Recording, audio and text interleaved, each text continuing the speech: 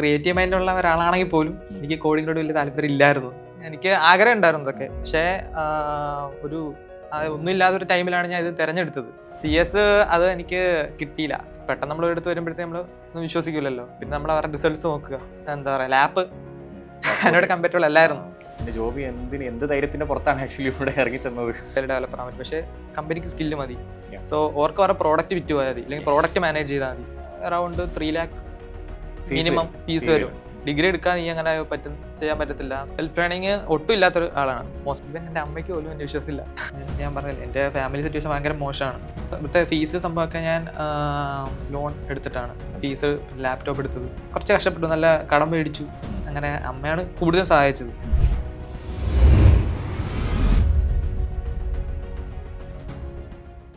Hi everyone, it's me Shibil, back with another placement podcast. So ഇന്ന് എൻ്റെ കൂടുതൽ ഒരു സ്പെഷ്യൽ ഗസ്റ്റ് ആണ് Jomy Sebastian. Hi sir. Hi Jomy, എങ്ങനെയുണ്ട്? സുഖല്ലേ? സുഖമാണ് സാറോ? ഓ സുഖം. സോ ജോമിനെ പറ്റി പറയുകയാണെങ്കിൽ, ജോമി എനിക്ക് തോന്നുന്നു പ്ലസ് ടു ആണ്. പ്ലസ് ടു കഴിഞ്ഞിട്ടാണ്. പ്ലസ് ടു ചെയ്ത ബാക്ക്ഗ്രൗണ്ട്? ഞാൻ ബയോളജി സയൻസ് ആയിരുന്നു. Biology science. പിന്നെ ഇങ്ങനെ ജോമി IT ലേക്ക് എത്തിപ്പെട്ട എങ്ങനെയാ? IT ലേക്ക് എത്തിപ്പെട്ടത് ഞാൻ പ്ലസ് ടു കഴിഞ്ഞ് നിൽക്കുന്ന ടൈമിൽ. സോ നമ്മൾ ലൈക്ക് ഒരു ലോങ് ടൈം ആയിട്ടുള്ള നല്ലൊരു ഇത് വേണം. അപ്പം കറൻ്റ്ലി എനിക്കെപ്പോഴും പുതിയ കാര്യങ്ങൾ ബിൽഡ് ചെയ്യാൻ, ഒരു ബിൽഡിങ് ഒരു ടെൻഡൻസി ഉള്ള ആളാണ് ഞാൻ. ഇപ്പോൾ ക്രിയേഷൻ. സോ അപ്പോൾ ടെക്നിക്കലായിട്ട് കുറച്ച് നല്ല എനിക്ക് അടുപ്പുണ്ടായിരുന്നു. പക്ഷേ ബയോളജിയാണ് എടുത്തെങ്കിൽ പോലും എനിക്ക് അങ്ങനെ ഉണ്ടായിരുന്നു. അപ്പോൾ പിന്നെ നമുക്കറിയാലോ, അങ്ങനെയാണ് മെയിൻലി ഞാൻ ഇവിടെ വന്നത്. CS അത് എനിക്ക് കിട്ടിയില്ല. കിട്ടുമായിരുന്നു, പക്ഷേ മെയിൻലി ഞാൻ എൻ്റെ ഫ്രണ്ട്സിന്റെ കൂടെ നിന്ന് ബയോളജി പോയി. Okay fine. സോ പിന്നെ ബ്രിഡ്ജ് സോണിലേക്ക് എത്തിപ്പെട്ട എങ്ങനെയാ? ബ്രിഡ്ജ് സോണിൽ എത്തിപ്പെട്ടത് ഞാൻ ജസ്റ്റ് ഒരു ആഡ് കണ്ടിട്ടാണ് ബ്രിഡ്ജ് സോണിൽ വന്നത്. അപ്പോൾ അവിടെ വന്ന് എൻ്റെ കുറച്ച് ഫ്രണ്ട്സ് ഉണ്ടായിരുന്നു. സോ ഇവിടുന്ന് മലപ്പുറം, തിരൂരിന്നും പിന്നെ കോട്ടയം നിന്നുള്ള എൻ്റെ ഒരു ഫ്രണ്ടൊക്കെ ഉണ്ടായിരുന്നു. ഞങ്ങൾ കറന്റ് ഫുള്ള് 5 പേരുണ്ടായിരുന്നു. ജോമിന്റെ പ്ലേസ് എവിടെ? ഇപ്പോൾ എൻ്റെ പ്ലേസ് കൊല്ലം. കൊല്ലത്താണ് ലാസ്റ്റ് കോഴിക്കോട് എത്തിപ്പെട്ടത്. ഓക്കെ. സോ അങ്ങനെ ആഡ് കണ്ടിട്ട് പിന്നെ ആരെങ്കിലും കോൺടാക്ട് ചെയ്തോ?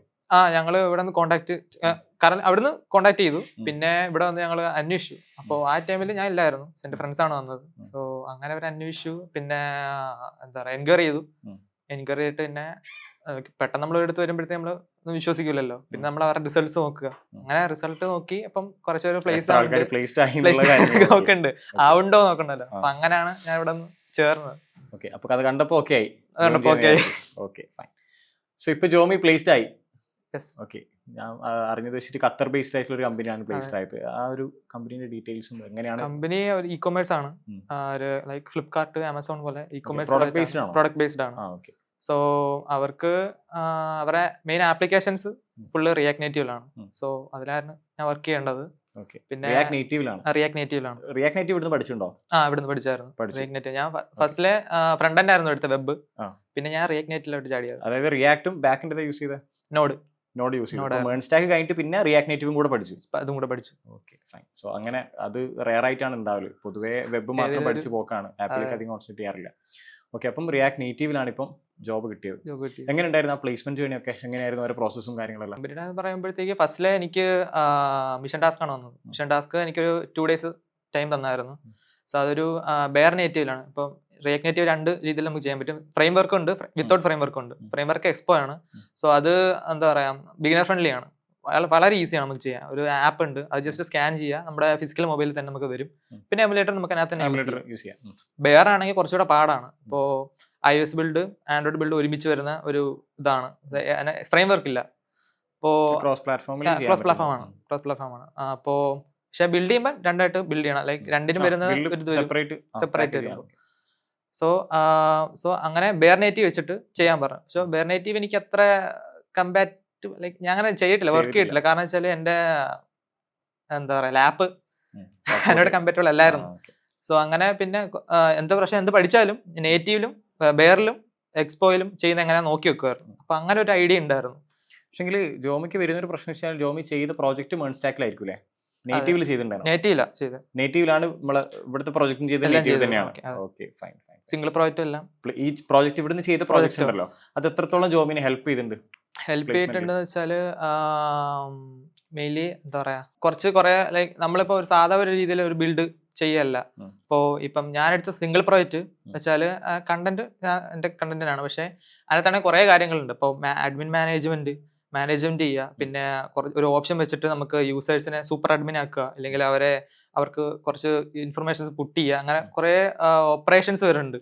സോ അത് എനിക്ക് കുറെ നല്ല ഹെൽപ്ഫുൾ ആയിട്ടുണ്ട്. കുറെ എന്താ പറയാ, ഒരു വർക്കിംഗ് ഒരു ഇത് മനസ്സിലാക്കാൻ പ്രോജക്റ്റിന്റെ കോംപ്ലക്സിറ്റി നല്ലോണം ഹെൽപ്പ് ചെയ്തിട്ടുണ്ട് കമ്പനിയിൽ കയറാൻ വേണ്ടിയിട്ട്.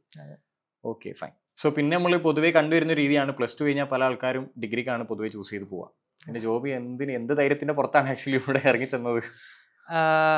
ഇറങ്ങിച്ചെന്ന് വെച്ചാൽ ഫസ്റ്റിൽ എനിക്കും ഡൗട്ട് ഉണ്ടായിരുന്നു. സോ എല്ലാ ഇന്റർവ്യൂസിലും നമ്മൾ ചോദിക്കാറുണ്ട്, എല്ലാ കമ്പനീസും പ്രിഫറൻസ് വെക്കാറുണ്ട്, ഡിഗ്രി വെക്കാറുണ്ട്, MCA BCA എന്തെങ്കിലും വെക്കാറുണ്ട്. അതിന്റെ ഇഷ്യൂസ് എന്തെങ്കിലും വന്നിട്ടുണ്ടായിരുന്നോ ഈ പ്ലേസ്മെന്റിൽ? ഇല്ല, ഇതിന്റെ ഇഷ്യൂസ് വന്നില്ലായിരുന്നു. ഇപ്പോ ഇവിടെ വന്നതിന് ശേഷം പൊതുവെ നമുക്ക് എല്ലാവർക്കും ഉള്ളൊരു തെറ്റിദ്ധാരണയാണെന്ന്, ഇതുണ്ടായാലും നമുക്ക് ഡെവലപ്പർ ആവാൻ പറ്റൂ, ഡിഗ്രി ഉണ്ടായാലും ഡെവലപ്പർ ആവാൻ പറ്റും. പക്ഷേ കമ്പനിക്ക് സ്കില്ല് മതി. സോ ഓർക്ക് അവരുടെ പ്രോഡക്റ്റ് വിറ്റ് പോയാൽ മതി, അല്ലെങ്കിൽ പ്രോഡക്റ്റ് മാനേജ് ചെയ്താൽ മതി. പക്ഷെ അവർക്ക് ഡിഗ്രി പേപ്പറിന്റെ വാല്യൂ ചെയ്യുന്ന പ്രോജക്റ്റ് ചെയ്യാൻ പറ്റുമോ, ജസ്റ്റ് ഒരു എൻറ്ററിംഗ് മെത്തേഡ് മാത്രമാണ് അത്. പക്ഷെ ആ സമയത്ത് നമുക്ക് സ്കില്ല് ഉണ്ടെങ്കിൽ ഒരൊക്കെയായിട്ട് മുമ്പ് പ്ലേസ്ഡ് ആവാൻ നമുക്ക് സാധിക്കും. അങ്ങനെ പറ്റും. എങ്ങനെയാണ് ഡിഗ്രിക്ക് പോകാണ്ട് എങ്ങനെ അതിന്റെ കാര്യം മറന്നുപോയി. സോ ഡിഗ്രിക്ക് ഞാൻ ഫസ്റ്റിലെ BCA അങ്ങനെ എടുക്കാൻ പറഞ്ഞായിരുന്നു. അപ്പോ ഈ ഫീൽഡ് തന്നെ എടുക്കാൻ ഇരുന്നതാണ്. ബയോളജി കഴിഞ്ഞിട്ട് പിന്നെ എടുക്കാൻ ഇരുന്നതാണ്. അപ്പോ ഞാനും ബയോളജി കഴിഞ്ഞിട്ട് BCA ചൂസ് ചെയ്ത ഓക്കെ. അപ്പോ ഞാന് മെറിറ്റിലില്ലായിരുന്നു, മെറിറ്റിൽ കിട്ടിയില്ല. സോ അല്ലാതെ നോക്കുകയാണെങ്കിൽ അറൗണ്ട് 3 lakh മിനിമം ഫീസ് വരും. സോ അത്ര ഒരു ഇത് എനിക്ക് കിട്ടില്ല. അങ്ങനെ ഞാൻ എന്തായാലും ചെയ്തിട്ട് പോവാന്ന് വിചാരിച്ചിരുന്നു. പക്ഷെ അപ്പോഴാണ് ഈ ബ്രിഡ്ജോന്റെ കാര്യം അറിയുന്നത്, അങ്ങനെ ഇവിടെ വരുന്നതും. പിന്നെ അന്ന് പറഞ്ഞില്ലേ, അതായത് നേരത്തെ പറഞ്ഞു ജോമി അല്ല ഡയറക്റ്റ് വന്ന് എൻക്വയറി ചെയ്തത്, ഫ്രണ്ട്സ് ജോയിൻ ചെയ്തിട്ടുണ്ടോ? ഫ്രണ്ട്സ് ജോയിൻ ചെയ്തിട്ടുണ്ട്. അപ്പൊ നിങ്ങൾ എത്ര ആൾക്കാരുണ്ടായിരുന്നു വരുമ്പോ? ഫ്രണ്ട്സ് മാത്രമോ അതോ ബാച്ച്? നിങ്ങൾ എന്റെ കൂടെ വന്ന ആൾക്കാർ 5 പേരുണ്ട്. 5 ജോയിൻ ചെയ്തു. 5 പേരും ജോയിൻ ചെയ്തു. അവരൊക്കെ എന്താ അവസ്ഥ? ഞങ്ങള് 3 പേര് ഇതായി പ്ലേസ്ഡ് ആയി. 3 പേര്, ഞാന്, റിൻഷ, പിന്നെ സാജിലാണ് ആദ്യം പ്ലേസ്ഡ് ആയി. സോറി, 4 പേരുണ്ട്. ലഹലും കൂടെ പ്ലേസ്ഡ് ആയി. അപ്പൊ നിങ്ങൾ വന്ന 5 4 പ്ലേസ്ഡ് ആയി. അതെ, ലഹല് ഞങ്ങളുടെ കൂടെ വന്നതല്ല, ബാച്ചിലുള്ള ആൾക്കാർ. ഓക്കെ. പിന്നെ വീട്ടിൽ നിന്നുള്ള ആൾക്കാരുടെ സപ്പോർട്ടും ഈ പ്ലസ് ടു കഴിഞ്ഞിട്ട് ഒരു സപ്പോർട്ടീവ് ആയിരുന്നോ ഡയറക്റ്റ് കയറാൻ വേണ്ടിട്ട്? ഒരിക്കലല്ല. ഫാസ്റ്റുകൾ എങ്ങനെ ഫേസ് ചെയ്തു? ഫാസ്റ്റുകള് എന്താ പറയാ, ഞാൻ ഫസ്റ്റ് ഓഫ് ഓൾ എന്റെ അമ്മയ്ക്ക് നല്ല ഇതുണ്ടായിരുന്നു. അമ്മയ്ക്ക് പറഞ്ഞു ഇങ്ങനെ, അമ്മ മാത്രമല്ല അമ്മയുടെ കുറച്ച് റിലേറ്റീവ്സ് എല്ലാവരും പറഞ്ഞു, ഇങ്ങനെ ഡെവലപ്പിംഗ് ഫീൽഡിലോട്ട് പോകുമ്പോൾ നിനക്ക് എന്തായാലും ഡിഗ്രി വേണം, അത് വെച്ചാൽ ഒന്നും കയറാൻ പറ്റില്ല എന്ന് പറഞ്ഞു. ഇവൻ എനിക്കൊരു ഓർമ്മയുണ്ട്, അമ്മയുടെ ഒരു ബന്ധത്തിലുള്ള ഒരു പാലയച്ചിന് ഞാൻ പോയായിരുന്നു. അന്ന് അവിടെ വെച്ചൊരു പുള്ളിക്കാരുണ്ട്. പുള്ളിക്കാരൻ ചോദിച്ചു എന്താ ചോദിച്ചത് എന്തിനു പോവാന്ന് ചോദിച്ചു. ഞാൻ പറഞ്ഞു ഞാൻ ഇങ്ങനെ ഡെവലപ്പിംഗ് ആണ്, വെബ് ഡെവലപ്മെന്റ് ആണ് പോകുന്നത്, സോഫ്റ്റ്വെയർ ഡെവലപ്മെന്റ് ആണ്. അപ്പം ഡിഗ്രി കഴിഞ്ഞു ചോദിച്ചു. പറഞ്ഞു ഇല്ല, ഡിഗ്രി കഴിഞ്ഞില്ല. ഡിഗ്രി എടുക്കാൻ നീ അങ്ങനെ ചെയ്യാൻ പറ്റത്തില്ല. പുള്ളിക്കാരൻ ഒരു വല്ല വെളിയിലായിരുന്നു. അപ്പൊ കുറച്ച് ഒരു അറിവ് ഉള്ള ഒരു ആർഗ്യൂ ചെയ്തിട്ടുണ്ട്. അപ്പൊ ആ ഒരു മനോഭാവമാണ്. അപ്പൊ അങ്ങനെ ഒരു ഇതില് എന്റെ അടുത്ത് കുറെ ആർഗ്യൂ ചെയ്തു. പക്ഷെ ഞാൻ ഒന്നും പറയാൻ പോയില്ല. ഞാൻ പറഞ്ഞു പറ്റും എന്ന് പറയുമ്പോഴും ഒരിടത്ത് പറഞ്ഞു കഴിഞ്ഞാൽ അത് ഇങ്ങനെ പൊയ്ക്കൊണ്ടിരിക്കും. അതുകൊണ്ട് ഞാൻ പിന്നെ കാണിച്ചു കൊടുക്കാൻ വിചാരിച്ചു. അങ്ങനെ ഞാൻ പിന്നെ കാണിച്ചു കൊടുത്തു. Okay, fine. സോ ആ ഒരു ടൈമില് ഇപ്പൊ നമ്മൾ എത്രത്തോളം കോൺഫിഡൻസ് ഉണ്ടെന്ന് പറഞ്ഞാൽ, ഇപ്പൊ ആളോടെങ്കിൽ കോൺഫിഡന്റ് ആയിട്ട് പറഞ്ഞിട്ടുണ്ടാവും പ്ലേസ്മെന്റ് ആവും എന്നുള്ളത്, എന്നാലും ഉള്ളിലൊരു പേടി ഉണ്ടാവില്ലേ പറ്റൂല എന്നുള്ളത്. സോ അന്നേരം ഉണ്ടായ ഒരു കോൺഫിഡൻസും ഇപ്പൊ നമ്മൾ എന്താ ഒരു ഡിഫറൻസ്? അന്നേരം വന്നപ്പോൾ ഉള്ള ജോമിയും ഇപ്പോൾ ഉള്ള ജോമിയും നമ്മളുടെ ഡിഫറൻസ് ആ ഒരു ബേസിലാണോ? ഏത് ബേസിലായാലും കുഴപ്പമില്ല. ഓക്കെ. ഇപ്പോ കുറെ കാര്യങ്ങളില് എന്താ പറയാ, കമ്മ്യൂണിക്കേഷൻ, പിന്നെ പ്രസന്റേഷൻ, അങ്ങനെ കുറെ കാര്യങ്ങൾ ഭയങ്കര വീക്കാറ്. ഞാൻ ഇതുവരെ അങ്ങനെ ഒരു സെക്ഷനിൽ ചെന്ന് പെട്ടിട്ടേ ഇല്ല. അങ്ങനെ ഒരു ഗ്രൂപ്പിന്റെ അടുത്ത് സംസാരിക്കാനുള്ള ഇല്ല, ഫിയർ ഉണ്ടായിരുന്നു. ഫുൾ ഓഫ് ഇൻട്രോവേർട്ട് ആയിരുന്നു. ഞാനിപ്പോ കണ്ട ജോബ് എന്ന് വെച്ച് കഴിഞ്ഞാൽ ആരോടും എന്ത് സംസാരിക്കാം, എത്ര ക്രൗഡിനെ ഫേസ് ചെയ്യാൻ പറ്റും. കാരണം നമ്മൾ പല ടൈമിലും കാണുന്നതാണല്ലോ. നമ്മൾ ഹബിൽ വരുമ്പോ ആണെങ്കിലും ജോമിക്ക് മയക്കുന്ന ജോമി എന്ത് സംസാരിക്കും, അതിന്റെ കോൺഫിഡൻസ് ജോമിക്ക് ഉണ്ട്. അതിപ്പോ വരുമ്പോ ഇല്ല എന്നാണ് ജോമി പറയുന്നത്. ഞാൻ വിചാരിച്ചെങ്കിൽ ആദ്യം മുതലേ ഇങ്ങനെ ട്രെയിൻ ചെയ്ത് വന്ന ഒരാളല്ല. എനിക്ക് ആഗ്രഹം ഉണ്ടായിരുന്നു ഇതൊക്കെ. പക്ഷേ ഒന്നുമില്ലാത്ത ഒരു ടൈമിലാണ് ഞാൻ ഇത് തെരഞ്ഞെടുത്തത്. സോ എല്ലാം ഒരു പൊട്ടിപ്പൊളിഞ്ഞിരിക്കുന്ന ഒരു ടൈമിലാണ്. എനിക്ക് ഓർമ്മയുണ്ട്, ഇതിന്റെ മുന്നേ ഞാൻ ഒരു പ്രസന്റേഷന്റെ മോക്ക് കണ്ടക്ട് ചെയ്തപ്പോ ഞാൻ അതിന്റെ സജഷൻ പറയാൻ വേണ്ടിട്ട് ജോമിനെ ഒരു ദിവസം വിളിച്ചിട്ടുണ്ടായിരുന്നു.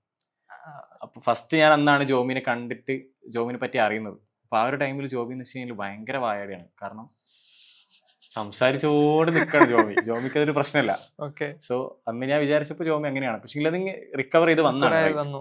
ഓക്കെ. അതിന് കുറച്ച് ഫീഡ്ബാക്ക് കിട്ടിയിട്ടുണ്ടായിരുന്നു. എങ്ങനെ ഇങ്ങനെ പ്രസന്റേഷൻ ഫീഡ്ബാക്ക് പറയുമ്പോ തന്നെ എന്റെ ഫസ്റ്റ് പ്രസന്റേഷൻ അക്കാഡമിക് പ്രസന്റേഷൻ ആയിട്ട് ഞാനൊരു ഒരു സോഫ്റ്റ്വെയറിന്റെ കാര്യം എടുത്തായിരുന്നു പ്രസന്റേഷൻ. അപ്പോ അത് തന്നെ ഞാൻ പ്രസന്റ് ചെയ്തപ്പോ കുറച്ച് ഇത് പോയി. ലെങ്ത് മാത്രല്ല, ഈ സാർ പറഞ്ഞാലും വായടി പോലെ ഞാൻ ഇങ്ങനെ പറഞ്ഞു പോയി. അപ്പോ ഒരു ലിമിറ്റ് ഇല്ലാതെ പറഞ്ഞു പോയി. അത് ലിമിറ്റ് ഇല്ലാന്ന് വെച്ച് കഴിഞ്ഞാൽ അത് കോൺഫിഡൻസ് ആണ്. അതായത് പൊതുവെ ഒരാൾ സ്റ്റേജിൽ കയറി കഴിഞ്ഞാൽ കോൺഫിഡൻസ് ഇല്ലെങ്കിൽ എങ്ങനെയെങ്കിലും ഒന്ന് പുറത്തിറങ്ങി അത് എന്നുള്ളൊരു മെന്റാലിറ്റി ഉണ്ടാവും. അത് ജോമിക്കില്ല. അതാണ് ഞാൻ പറഞ്ഞത്, പോസിറ്റീവായിട്ട് പറഞ്ഞത്. മനസ്സിലാവും. സോ എങ്ങനെയുണ്ടായിരുന്നു ബ്രിഡ്ജ് ഓണിലെ ലൈഫ്? ബ്രിഡ്ജ് ഓണിൽ എനിക്കറിയാം കോളേജ് ലൈഫ് എന്നുള്ളൊരു സംഭവം അവിടെ ഉപേക്ഷിച്ചിട്ടാണ് ബ്രിഡ്ജ് ഓണിലേക്ക് വന്ന് ജോയിൻ ചെയ്യുന്നത്. അപ്പൊ ബ്രിഡ്ജ് ഓണിലൊരു ലൈഫ് എങ്ങനെ ഉണ്ടായിരുന്നു? എക്സ്പെക്ട് ചെയ്ത പോലെയാണ്, അല്ലെങ്കിൽ എന്താണ് expectation versus reality? First of all എന്റെ ഒരു ഒപ്പീനിയൻ പറഞ്ഞാൽ ഇറ്റ് വാസ് റിയലി ബെറ്റർ ആയിരുന്നു. ഉം. അപ്പോ എനിക്കൊരു 4 വർഷം ഉള്ള കോളേജ് ലൈഫ് കിട്ടിയില്ല, എനിക്ക് വിഷമമുണ്ട്. പക്ഷെ അതിന്റെ ഒരു ഫുള്ള് ഒരു ചുരുക്കം പോലെ ഒരുവിധപ്പെട്ട എല്ലാ സിറ്റുവേഷനിലൂടെ ഞാൻ കടന്നുപോയി. കുറെ സിറ്റുവേഷൻ കോളേജിൽ പോയ ആൾക്കാർ ഇപ്പോൾ കോളേജിൽ തന്നെ ഉള്ളത്? അതെ, എന്റെ ഫ്രണ്ട്സ് എല്ലാം അതെ. ബിടെക് ഉണ്ട്, BSc കമ്പ്യൂട്ടർ ഉണ്ട്. ഇപ്പൊ ഒരു പഠിച്ചിറങ്ങുമ്പോൾ ജോമി ഒരു 3 ഇയർ എക്സ്പീരിയൻസ്ഡ് ആയിട്ടുള്ള ഒരു ഡെവലപ്പർ ആണ്. നമ്മൾ ഇവിടുത്തെ ഒരു ഓക്കെ. സോ ബ്രിഡ്ജ് ആണ് എനിക്ക് ഇപ്പോഴും എനിക്ക് കറന്റ് സ്റ്റേ ചെയ്യാൻ നല്ല ആഗ്രഹമുണ്ട്. അവിടെ തന്നെ നിൽക്കാൻ തോന്നുന്നുണ്ട്. പക്ഷെ പറയാൻ പറ്റില്ല, നമുക്ക് ലൈഫാണ്, മൂവ് ഓൺ. നമ്മള് സിറ്റുവേഷൻ മാറുമ്പോൾ പോയേ പറ്റൂ. ഫ്രണ്ട്സ് ജെറിന്, എന്റെ മെയിൻ ഫ്രണ്ട്സ് ജെറിന്, ഞങ്ങൾ 5 പേര് അതെല്ലാം ഞങ്ങൾ ഒരുമിച്ച് റൂം എടുത്തായിരുന്നു. ഗോലാങ്. അപ്പോ നമ്മള് ഫുൾ ഓഫ് ഒരു വൈബായിരുന്നു. പിന്നെ അവിടെ എല്ലാരും ഇഷ്ടപ്പെട്ടു. പിന്നെ മെയിൻലി ഇഷ്ടപ്പെട്ട നാട്ടുകാരും കോഴിക്കോട് നാടും നാട്ടുകാരും ഇഷ്ടപ്പെട്ടു. ഫുഡും ഇഷ്ടപ്പെട്ടു. ഫുഡ് എല്ലാം ഇഷ്ടപ്പെട്ടു. വേ ബെറ്റർ, ഈവൻ മെസ് തന്നെ വേ ബെറ്റർ ദാൻ സൗത്ത്. സോ ഇവിടുന്ന് പോയ കുറെ പേര് എന്റെ അടുത്ത് പറഞ്ഞിട്ടുണ്ട്. ഇപ്പം കൊല്ലത്തെ ആയാലും ട്രിവാൻഡ്രത്തെക്കാളും കൂടുതൽ ഇഷ്ടമായത് ഇവിടുത്തെ നാടാണ്. അതെ, നാട് ബ്രിഡ്ജ് ഓൺ ഇഷ്ടമാണ്. ബ്രിഡ്ജ് ഓൺ ഇറങ്ങി കഴിഞ്ഞാൽ ഏറ്റവും കൂടുതൽ മിസ് ചെയ്യുന്നതായിരിക്കും? ബ്രിഡ്ജ് ഓൺ ഇറങ്ങി കഴിഞ്ഞാൽ ഏറ്റവും കൂടുതൽ മിസ് ചെയ്യാൻ പോകുന്ന ഫാക്ടർ എന്ന് വെച്ചാല് അവിടുത്തെ ഒരു വർക്ക് എൻവയോൺമെന്റ് തന്നെ. എൻവയോൺമെന്റും ഫ്രണ്ട്സിനെ മിസ് ചെയ്യും. പിന്നെ അഡ്വൈസേഴ്സ്. യെസ്, അതിലേക്കാണ് വരാൻ പോകുന്നത്. കാര്യങ്ങൾ. ലാസ്റ്റ് അഡ്വൈസർ ആയിരുന്നു സിനാൻ സാർ. എത്രത്തോളം സപ്പോർട്ടീവ് ആണ് സിനാൻ സാർ? നല്ല സപ്പോർട്ടീവ് ആണ്. ലൈക്ക് ഒരു ബ്രദറിനെ പോലെ തന്നെ. അവിടെ എല്ലാവരും ഒരു സാർ എന്നുള്ള രീതിയിലല്ല, എല്ലാ സിറ്റുവേഷനിലും അല്ല, ഒരു സ്പെസിഫിക് സിറ്റുവേഷനിൽ അവർക്ക് വർക്ക് എത്തിക്സ് മാറ്റിയിട്ട് വരാൻ പറ്റില്ലല്ലോ എല്ലാ ടൈമിലും. സോ അങ്ങനെ സിറ്റുവേഷൻ നല്ലോണം ഹെൽപ്പ് ചെയ്തില്ല അവരൊക്കെ? സാർക്ക് നല്ലോണം ഹെൽപ്പ് ചെയ്തിട്ടുണ്ട്, കുറെ ഹെൽപ്പ് ചെയ്തിട്ടുണ്ട്. പ്ലേസ്മെന്റ് സപ്പോർട്ട് നല്ലപോലെ ഹെൽപ്പ് ചെയ്തിട്ടുണ്ട്. എനിക്ക് പ്ലേസ്മെന്റ് സപ്പോർട്ട് ചെയ്യുന്ന എനിക്ക് തോന്നുന്നു 4 പ്ലേസ്മെന്റ് അങ്ങോട്ട് 3 പ്ലേസ്മെന്റ്സ് ഓൾറെഡി വന്നു. ഞാൻ കംപ്ലീറ്റ് ചെയ്ത ടൈമിൽ തന്നെ. റിയാക്ട് നെറ്റില് ഫസ്റ്റ് ഇന്റർവ്യൂ ആണത്. സോ അല്ല, ഞാൻ ചെയ്തായിരുന്നു. ഫസ്റ്റ് ഒരു 3JSന്റെ വന്നായിരുന്നു. അത് ഞാൻ 3JS കഴിഞ്ഞ് നിന്നൊരു ടൈമിലായിരുന്നു. 3JS കൂടെ പഠിച്ചിട്ടുണ്ട്. അപ്പോ അത് ആ ഒരു ടൈമിലാണ്. അപ്പൊ എനിക്ക് 3JS ഞാൻ പഠിച്ചു കഴിഞ്ഞതേ ഉള്ളായിരുന്നു. അപ്പോ എന്റെ ഒരു ചില പ്രശ്നം ഉണ്ടായിരുന്നു. സോ അവരാണെങ്കിൽ എന്റെ അടുത്ത് കുറച്ച് ഇതൊക്കെ കാണിച്ചിട്ട് ചോദിച്ചു, ചെയ്യാൻ പറ്റുമെന്ന് ചോദിച്ചു. അപ്പോ ഇറങ്ങേണ്ട ഒരു ഇതുണ്ടായിരുന്നു, അതുകൊണ്ട് എനിക്കത് കിട്ടിയില്ല. ഈ 3JSന്റെ കാര്യം പറഞ്ഞപ്പോഴാണ് ആക്ച്വലി നമ്മളെ സിലബസിൽ ആക്ച്വലി 3JS ഇല്ല, ഈ പറഞ്ഞ റിയാക്ട് നേറ്റീവ് ഇല്ല. അപ്പൊ അത് എങ്ങനെയാണ് ഈ ഒരു ഷോർട്ട് പീരീഡ് കൊണ്ട് ഇത്രയും കാര്യങ്ങൾ പഠിക്കാൻ എങ്ങനെ ആ ഒരു സംഭവം വന്നു? എങ്ങനെ പറ്റി? ഫസ്റ്റ് ഓഫ് ഓൾ എന്താ പറയുക, സെൽഫ് ലേണിംഗ് കപ്പാസിറ്റി നമുക്ക് ബിൽഡ് ചെയ്തെടുത്താൽ ഭയങ്കര വേ ബെറ്റർ ആണ്. അപ്പം ലേണിംഗ് ഫീൽഡും അല്ല, എന്ത് ലേൺ ചെയ്യാനായാലും എന്ത് ഫീൽഡിലായാലും അത് നല്ലൊരു അഡ്വാൻറ്റേജ് ആണ്. സോ അങ്ങനെ ഒരു ഇത് വെച്ചിട്ട് ഞാൻ ഫസ്റ്റിലെ ഫോക്കസ് ചെയ്യാൻ ഉദ്ദേശിച്ചില്ല. എങ്ങനെയും കഴിഞ്ഞിട്ട് ഇറങ്ങി പോവാ, ഒരു ജോലി കിട്ടി പോവാ, അങ്ങനെയുള്ള ഒരു ഇതിലായിരുന്നു. സോ പിന്നെ വെച്ച് കുറച്ചുകൂടെ ഞാൻ പറഞ്ഞില്ല, എനിക്കൊരു കുറച്ച് ബിൽഡിംഗ് ക്രിയേറ്റീവ് മെന്റാലിറ്റി ഉണ്ടായതുകൊണ്ട് ഞാൻ ഫോക്കസ് ചെയ്യാൻ വിചാരിച്ചു. അങ്ങനെ ഞാൻ കുത്തിയിരുന്നു. അതെ, ഡോക്യുമെന്റ്സ് ഉണ്ട് എല്ലാത്തിനും. സോ ഡോക്യുമെന്റ്സ് നോക്കി പഠിച്ച്, കമ്മ്യൂണിറ്റി ഉണ്ട്. സോ അതിനകത്തൊക്കെ ഡിസ്കോഡിലൊക്കെ ജോയിൻ ചെയ്ത് കുറച്ച് ചോദിക്കും, കമ്മ്യൂണിറ്റിയോട് ചോദിക്കും. അങ്ങനെ ഒരു മെന്റാലിറ്റി ക്രിയേറ്റ് ചെയ്തെടുത്തപ്പോൾ സാധിച്ചു. ഇനിയിപ്പം ജോമിനോട് ഒരു കമ്പനി പോയതിനു ശേഷം ഇനിയിപ്പം പൈത്തണിലോ അല്ലെങ്കിൽ ഗോലാങ്ങിലോ വർക്ക് ചെയ്യണമെന്ന് പറഞ്ഞു കഴിഞ്ഞാൽ എങ്ങനെയാണ് അതിന് ആ ഒരു ക്വസ്റ്റ്യൻ എങ്ങനെ ഫേസ് ചെയ്യാം? വേറൊരു ഫീൽഡ് ഒരു ഡൊമൈനിലോട്ട് വർക്ക് ചെയ്യാൻ ഡൊമൈനിലേക്ക് സ്വിച്ച് ചെയ്യണമെന്ന് പറഞ്ഞു കഴിഞ്ഞാൽ ഞാൻ ചെയ്യും ചെയ്യും കൂളായിട്ട് ചെയ്യും. കാരണം അങ്ങനെ ഒരു സിറ്റുവേഷനിൽ കടന്നു വന്നിട്ടുണ്ട്. പിന്നെ ഒരു സെൽഫ് ലേണർ എന്നുള്ള ഒരു ചെറിയൊരു സിറ്റുവേഷൻ എന്തായിരുന്നു? സിറ്റുവേഷൻ എന്ന് വെച്ചാല് ഇത് തന്നെ നമ്മുടെ മൊബൈൽ ആപ്ലിക്കേഷനിലോട്ട് ചാടിയത് തന്നെ, റിയാക്ട് നേറ്റീവിലോട്ട് ചാടിയത് തന്നെ. പിന്നെ ഡോക്യുമെന്റ് ഇല്ലാതെ പഠിച്ച ഈ കാര്യങ്ങൾ ഞാൻ ഇപ്പൊ പറഞ്ഞ പോലെ നേറ്റീവിലാണെങ്കിലും സിലബസ് ഇല്ലായിരുന്നു. സോ എൻ്റെ അടുത്ത് ഡോക്ക് നോക്കി പഠിക്കാനാണ് പറഞ്ഞത്. അപ്പൊ അത്രയും വലിയൊരു ആ ഒരു ചാലഞ്ച് കടന്നു വന്നാൽ അത്ര മതി. ആ സെൽഫ് ലേണിംഗ് കപ്പാസിറ്റി കിട്ടിയിട്ടുണ്ടെങ്കിൽ പിന്നെ ഏത് ഡൊമൈനുകളും നിങ്ങൾക്ക് ചാടി പഠിക്കാം ഒരു ഷോർട്ട് ടൈം. പിന്നെ ഈ സെൽഫ് ലേണിംഗ് എന്ന് പറയുമ്പോൾ പ്രത്യേകിച്ച് +2 കഴിഞ്ഞ ഒരാളെ സംബന്ധിച്ചിട്ട് സെൽഫ് ലേണിംഗ് എന്ന് പറഞ്ഞിട്ട് ഒരു കമ്പനിയിലേക്ക് കയറ്റുമ്പോൾ നമുക്ക് പല ക്വസ്റ്റ്യൻസ് വരാറുണ്ട്. എങ്ങനെയാണ് അവർ അത് അഡാപ്റ്റ് ആയിട്ട് വരിക? കാരണം അറിയാത്തൊരു ഫീൽഡാണ് റൈറ്റ്. ഇപ്പം ജോമി പറഞ്ഞത് ബയോളജി സയൻസ് ആണ് പഠിച്ചത്. അറിയാത്തൊരു ഫീൽഡിലേക്ക് കയറിയിട്ട് സെൽഫ് ലേൺ ചെയ്യുമെന്ന് പറയുമ്പോൾ ഉണ്ടാവിയ ബുദ്ധിമുട്ടും അതിനുശേഷം ഇപ്പോൾ പ്ലേസ്ഡ് ആയതിനു ശേഷം അതിൻ്റെ ഒരു ഇമ്പോർട്ടൻസ് എങ്ങനെയാണ് ജോമി അത്? ഞാൻ ഫസ്റ്റ് വന്ന ടൈമിൽ നല്ല പാടുണ്ടായിരുന്നു. അറിയാത്തൊരു ഫീൽഡാണ്. പിന്നെ first of all self learning ഒട്ടും ഇല്ലാത്തൊരു ആളാണ്. മോസ്റ്റ് ഓഫ് ഒരു 90% സ്കൂളിലാണെങ്കിലും ടീച്ചേഴ്സ് പറഞ്ഞിരുന്ന കാര്യങ്ങൾ മാത്രം സ്പൂൺ ഫീഡാണ് എല്ലാവർക്കും. സോ ആ ഒരു ഇതിലിങ്ങനെ അങ്ങനെ വന്നുകൊണ്ട് നമ്മുടെ മൈൻഡ് മെന്റാലിറ്റി എല്ലാം അങ്ങനെ ആയിപ്പോയി.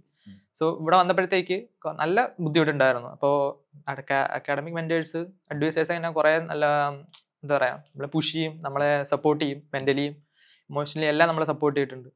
സോ അങ്ങനെ ആയിരുന്നു എൻ്റെ തുടക്കമൊക്കെ സെൽഫ് ലേണിംഗ് കപ്പാസിറ്റിയുടെ.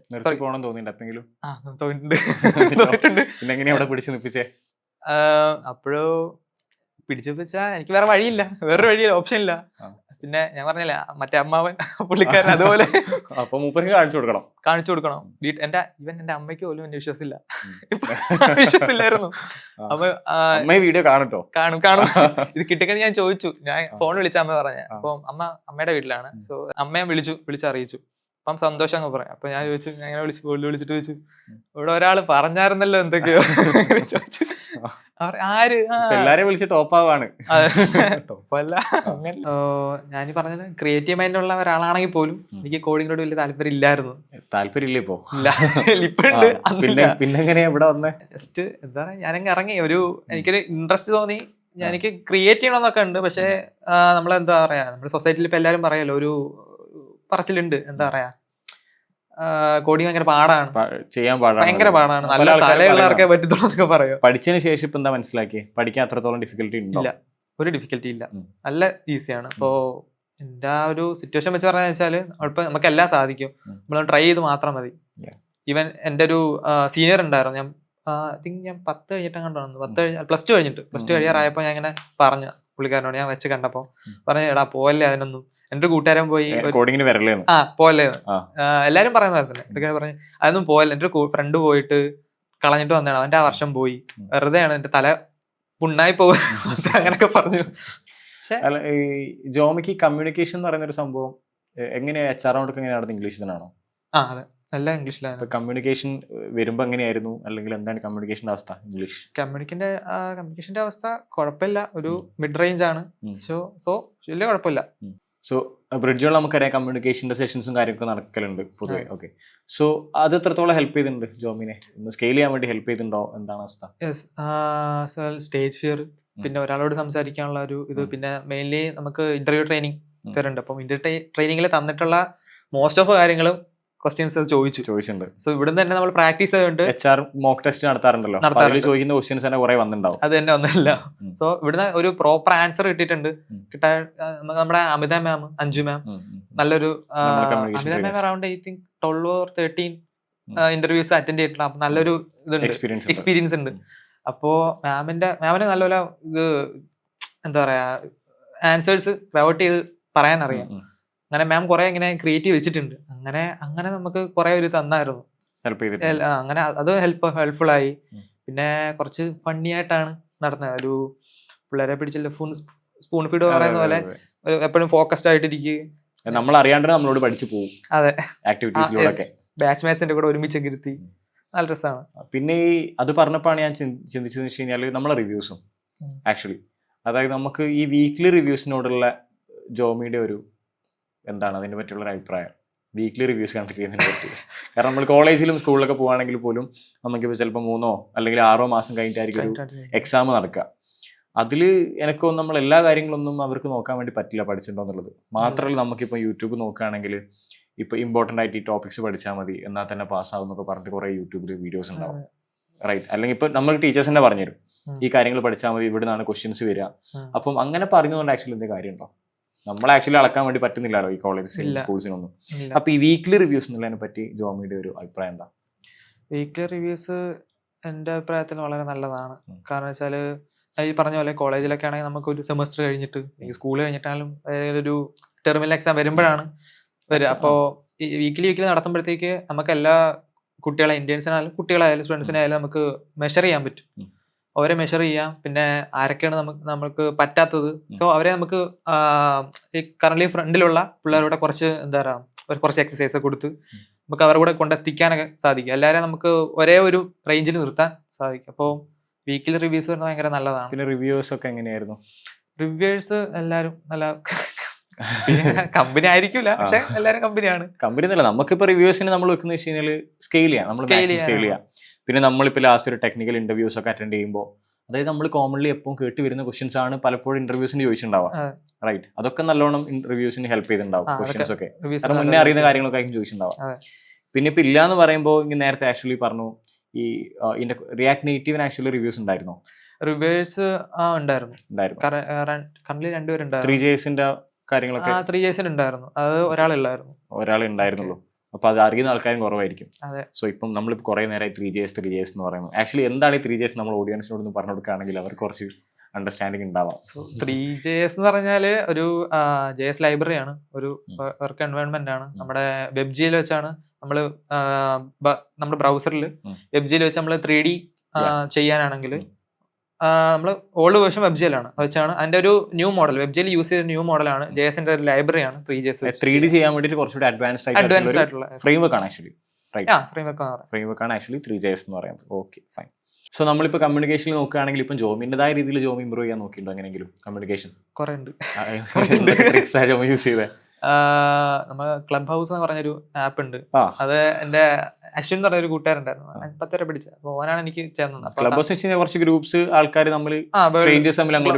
ഗ്ലോബലി അങ്ങനെ കുറച്ച് റൂംസ് കാണും, നമുക്ക് അതിനകത്ത് എൻ്റർ ചെയ്യാം, ഒരു സംസാരിക്കുക, അങ്ങനെ കുറച്ച് നല്ല മൈൻഡുള്ളവരാണ്. യൂസ്ഫുൾ ആയിട്ടുണ്ടോ? യൂസ്ഫുൾ ആയിട്ടുണ്ട്. അത് പിന്നെ ഡിസ്കോഡ് കമ്മ്യൂണിറ്റി ഉണ്ട്, പിന്നെ സ്വയം സെൽഫ് മിററിംഗ്. എന്റെ ഇപ്പൊ കറന്റ് സ്റ്റുഡൻസിന്റെ ഒമേഗിലും കാര്യങ്ങളൊക്കെ യൂസ് ചെയ്തിട്ട് ഇംഗ്ലീഷ് ബെറ്റർ ആക്കാൻ നോക്കുന്നത്. ഒരു പറയുന്നത് ബെറ്റർ ആവുന്നുണ്ട് മനസ്സിലാവും. Okay, fine.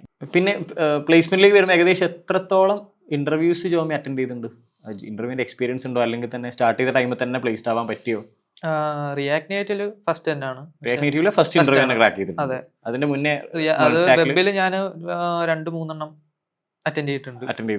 അപ്പം അങ്ങനെ ഒരു ഇതുണ്ട്. ഓക്കെ, അതെങ്ങനെയാ ജോമി എന്നെ സ്വന്തമായിട്ട് കണ്ടുപിടിച്ച ഇന്റർവ്യൂസ് ആണോ, അല്ലെങ്കിൽ ഇവിടുന്ന്? അത് ഐ തിങ്ക് 2 ഇവിടുന്നായിരുന്നു. ഒരെണ്ണം ഞാൻ അല്ലാതെ ഇങ്ങനെ നമ്മുടെ ഹയർടെക്, ഗ്ലാസ് ഡോർ, അങ്ങനെ ജോബ് സൈറ്റ്സിൽ.